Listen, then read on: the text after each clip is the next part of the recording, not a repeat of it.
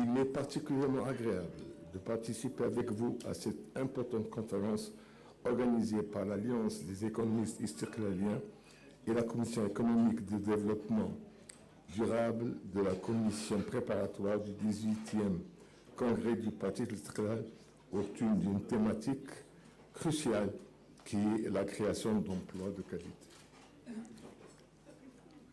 Celle-ci m'interpelle en ma qualité de président de l'Association marocaine des exportateurs, qui œuvre depuis sa création, il y a plutôt 40 ans, à accompagner les exportateurs marocains dans le développement de leur compétitivité à l'international et dans la diversification tant du panier de l'offre exportable que de ses débouchés. Il est vrai, nous ne pouvons que nous en féliciter pour l'émergence de plusieurs secteurs innovants, l'automobile, l'aéronautique, qui ont connu, grâce à la clairvoyance de Sa Majesté le Roi Mohammed VI, que Dieu l'assiste, et à la politique volontariste du gouvernement des développements importants et qui ont permis à notre pays d'être aujourd'hui une plateforme d'exportation pour de grands groupes internationaux. Ces développements attirent actuellement des convoitises de grandes firmes multinationales grâce notamment à la stabilité de notre pays, à la qualité de sa main-d'œuvre et aux incitations à l'investissement de la nouvelle charte.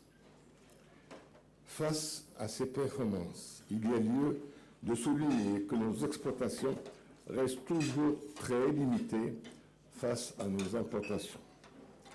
Selon la dernière étude réalisée par la SMEX, en partenariat avec le ministère de l'Industrie et du Commerce et l'NDE, notre commerce extérieur représente uniquement moins de 0,30% dans le commerce mondial. Nos exportations sont adressées à un tiers seulement des marchés mondiaux, avec une grande concentration sur l'Union européenne et la prédominance de deux pays que vous connaissez certainement, l'Espagne et la France. Les deux tiers des grands marchés importateurs nous échappent encore. Mesdames et messieurs, la création massive d'emplois de qualité, objet de notre thématique, ne peut se renforcer que par le développement d'une industrie nationale exportatrice. L'export a créé de valeur et en conséquence nécessite des emplois qualifiés qui puissent relever les défis à l'international. L'exportation joue un rôle crucial dans la création d'emplois en stimulant la croissance économique, en diversifiant les industries, en augmentant la demande de travailleurs qualifiés, en générant des effets de multiplication et en attirant des investissements étrangers. Par conséquent, les politiques visant à promouvoir les exportations peuvent être un moyen efficace de stimuler l'emploi et de favoriser le développement économique. Tous les avantages dont bénéficiaient auparavant nos entreprises exportatrices ont été abandonnés pour sortir, soi-disant, de la liste grise européenne. Elles font face aujourd'hui à plusieurs difficultés d'ordre financier, logistique, réglementaire, qui réduisent leur compétitivité face à une concurrence de plus en plus rude. Mesdames et messieurs, le contexte mondial actuel est en pleine mutation et il convient de mettre en place des accompagnements à même de soutenir notre industrie nationale. Je rappelle encore une fois qu'il est impensable de continuer à exporter des produits en l'état brut par le fait que nos entreprises ne trouvent pas, par exemple, des emballages qui répondent aux exigences internationales ou qui sont proposés à des prix exorbitants et lorsqu'ils sont produits sur le marché local. Si nous devons maintenir, voire améliorer nos parts de marché sur notre principal partenaire qui est l'Union européenne, les perspectives offertes par d'autres destinations s'annoncent prometteuses et appellent à plusieurs énergies publiques-privées pour s'y positionner. C'est un peu long, mais qu'est-ce que vous voulez? Je dis les quatre, il y a cassé. Bien sûr, répondez. Je m'y attendais d'ailleurs. Le marché des pays islamiques et du monde arabe offre plusieurs opportunités, si ce n'est que pour les produits labellisés halal. Notre part de marché sur cet important business est epsilon. Je rappelle dans ce cadre que la SMEX œuvre avec Imanor pour la reconnaissance du label halal national. Plusieurs actions ont été menées, notamment en Afrique et tout dernièrement sur le marché russe, dont le potentiel est très important.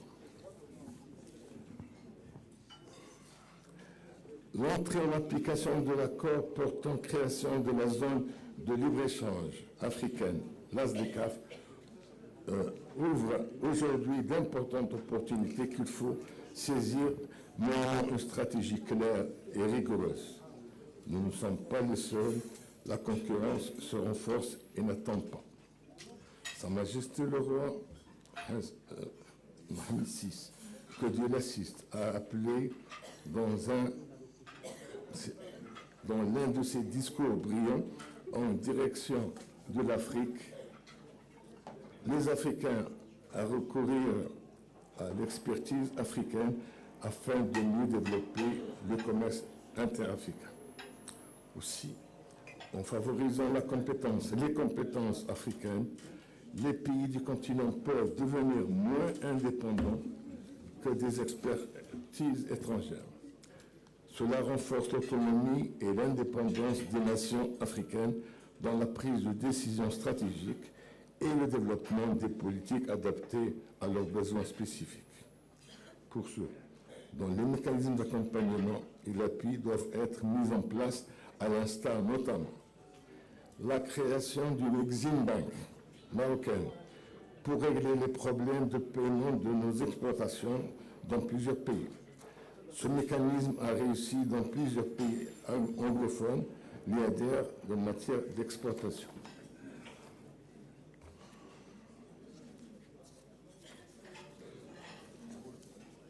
La mise en place d'une assurance publique nationale pour couvrir les risques, combien sont nombreux, rencontrés par des entreprises exportatrices dans plusieurs marchés.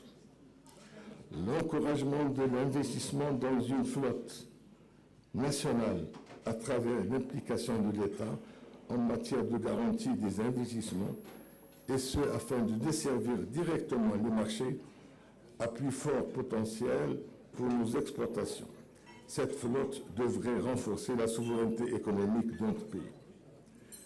La création d'antennes promotionnelles qui puissent assurer une veille sur les marchés cibles, alimenter nos exportateurs et en information et les soutenir pour saisir les opportunités. L'accomplissement du processus des industries exploratrices afin de répondre aux exigences des marchés internationaux et notamment ceux de l'Union européenne. La création d'un institut de formation sur les métiers du commerce international afin de mettre à la disposition des entreprises exportatrices des compétences qui puissent relever les défis.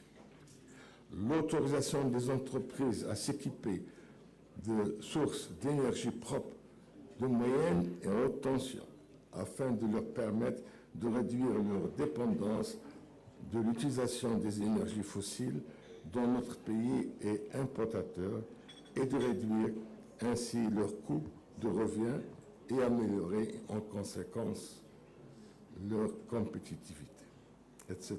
Je ne vais pas tout citer, ça va être trop long. Je ne vais pas être trop lent. La SMEX reste bien entendu à votre écoute pour pour plus d'informations sur les sujets abordés dans ce mot d'introductif. Je vous remercie pour votre attention.